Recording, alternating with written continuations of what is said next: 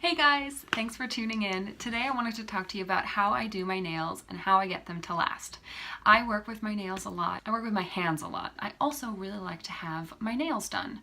So it was really important for me to find nails that were durable, that could last through all of the heavy use that I put them through, and then were also kind of cost effective. I mean, going to the salon is like crazy amount of money that I just wasn't willing to budget in every single month, especially because every time I went to the salon, I felt like my nails just broke or cracked or chipped like a week later, and I don't want to have to go to the salon every week, budget that money in. I just don't have time for it. So these nails last me almost an entire month. So what's the secret? Acrylic glue-on nail caps. So these is the brand that I use. It's the NailBliss Nails to Go. They come in a couple different shapes. So I have here almond and stiletto. They have 10 different sizes for all your different fingers, and there's 120 in each package. I love these because they're easy to use, you have a ton of versatility working with them, and they're really, really cheap. I think I bought these like 5 months ago, and I'm nowhere near to running out of them. So I just did these for the tutorial I have for you here, and I have a couple tips for you as well for getting them to last. So here are the nails I had on from like mid-December to almost mid-January. They still look all right, except for the paint that I got on them from work. But the biggest issue that you'll have with these nails at this point in the wear is that they have a much more lifted look to them. The nail topper just doesn't sit quite flat against your natural nail or the nail bed, so they don't have as nice a look, and the wear is a little bit more uncomfortable.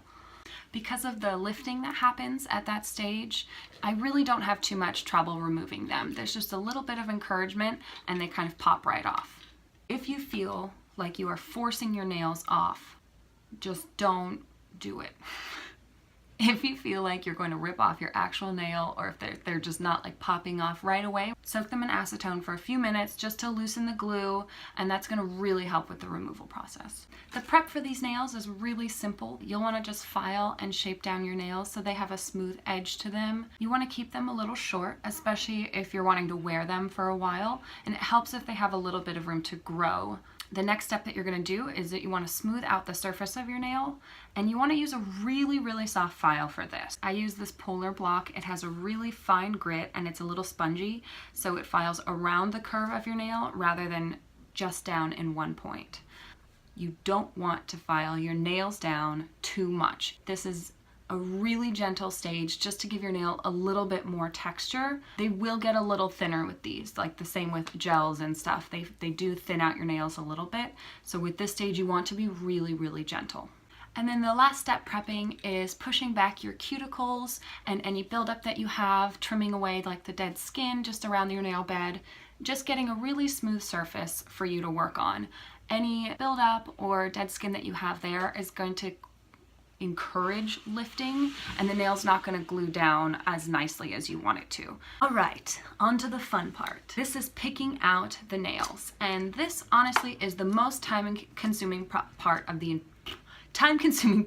entire process. Picking out for each nail and shaping it for each finger. I like some length on my nails. As you can see, these are not like short nails, but I'm not going super, super long. And both of these do come really long. The almond actually comes a little bit longer than the stiletto, so that's the one that I go with. I don't have to cut down as much of the acrylic, and it's just a little easier for me to shape.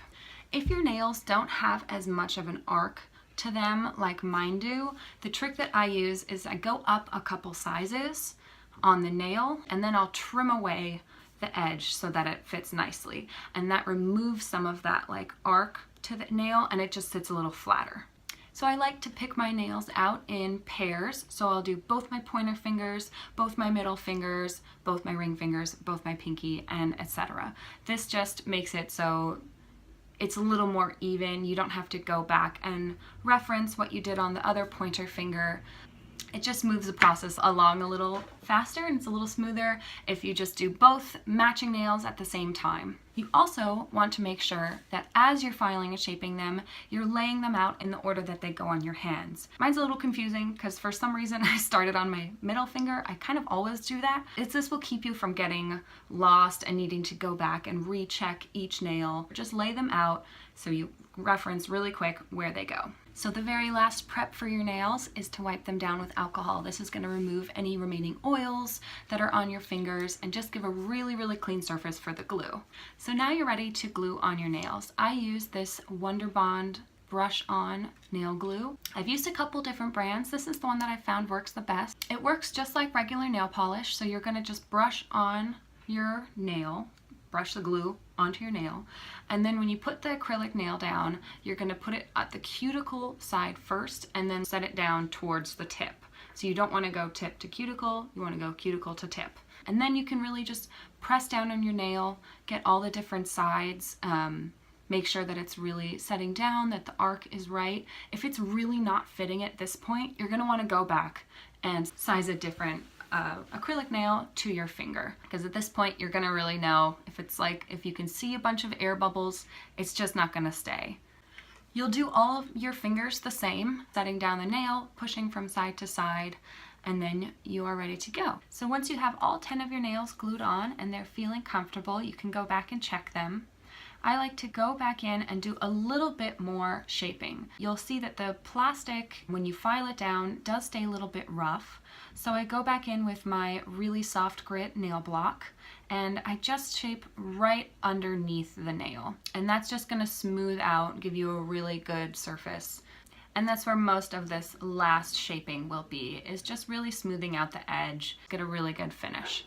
If any of the nails fall off while you're doing final shaping, then you have to go back and make a new nail for that finger. Maybe you didn't put enough glue, maybe the size is wrong. Try and do a little bit of troubleshooting and then go back and fix it. Once you glue them on and the glue dries, they shouldn't budge. So now you can just paint them like they were your own nails. The color I used today was a FingerPaints brand in Art Avenue. So you don't need to use really expensive, nice nail polishes. There's something about the acrylic nails that makes it so cheap nail polishes stick to them really well. Go for the color that you like, it'll stick. So that's the tutorial part. Now I have tips on how I get these to last. This glue is not magic. These nails will pop off. Not all the time, just on occasion they will fall off. The tip that I have, every time one of them pops off, catch it, save it, and glue it back on. I literally don't leave the house without this glue. It's in my purse all the time. I can just reapply it right then and there. I don't have to go back to the salon to have it fixed. I don't have to repaint it.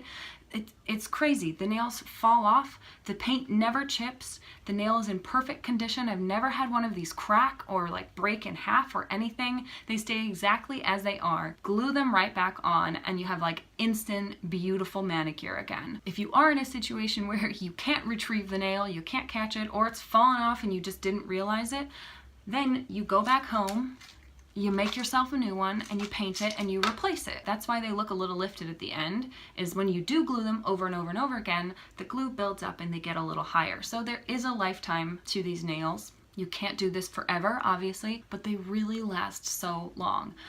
I don't know if you noticed in my tutorial, one of my nails, I think it's this one, is like bruised underneath. And I had no idea that had happened. And the nail wasn't cracked, it wasn't chipped. It looked totally normal. It looked like all my other nails and there was like a little secret bruise underneath. So my bonus tip is something that I feel very strongly about, whether you have fake nails or not.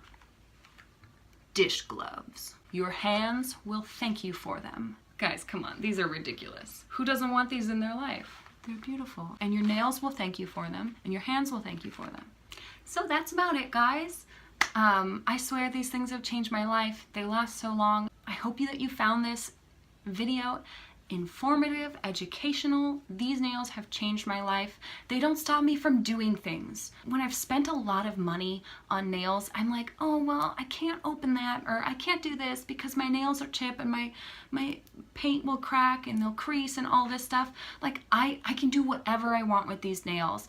If they do pop off, I glue them right back on.